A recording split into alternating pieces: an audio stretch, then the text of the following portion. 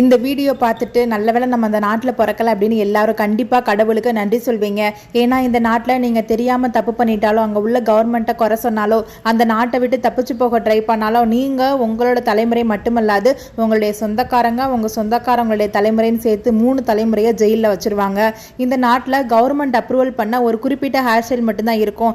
அதை மட்டும்தான் நீங்கள் ஹேர் ஸ்டைல் வெட்டிக்கணும். உங்களுக்கு பிடிச்ச மாதிரி வெட்டினீங்க அப்படின்னா உங்களை தூக்கி ஜெயிலில் போட்டுருவாங்க. இந்த நாட்டில் லைட்டே கிடையாது. நைட் டைமில் விண்வெளியிலேருந்து பார்க்கும்போது இந்த நாடே இருட்டில் மூழ்கி இருக்கும். இந்த நாட்டில் டிவி சேனலில் குறிப்பிட்ட சேனல் மட்டும்தான் இருக்கும். அதுவும் அந்த சேனலில் அந்த நாட்டோட தலைவர்கள் பற்றி மட்டும்தான் போடுவாங்க. வேற எந்த இதுவும் போட மாட்டாங்க. இங்கே வாரத்தில் 7 நாளும் ஒர்க்கிங் டேஸ் தான். எல்லாருமே கெஸ் பண்ணியிருப்பீங்க அது எந்த நாடு அப்படின்னு. எஸ், நார்த் கொரியா தான். யாரெல்லாம் கரெக்டாக கெஸ் பண்ணீங்க அப்படின்னு மறக்காமல் கீழே கமெண்ட்டில் சொல்லுங்கள். இப்போ சொல்லுங்கள், இந்த வீடியோ பார்த்து முடிச்சதுக்கப்புறம் நீங்கள் எல்லாத்துக்கும் கடவுளுக்கு நன்றி சொல்வீங்களா அப்படின்னு. இந்த மாதிரி இன்ட்ரெஸ்டிங்கான ஃபேக்ட் உங்களை வந்து சேரணும் அப்படின்னா மறக்காமல் நம்ம சேனலை சப்ஸ்கிரைப் பண்ணிவிட்டு உங்கள் லைக்ஸை தெரிவிக்க விடுங்க.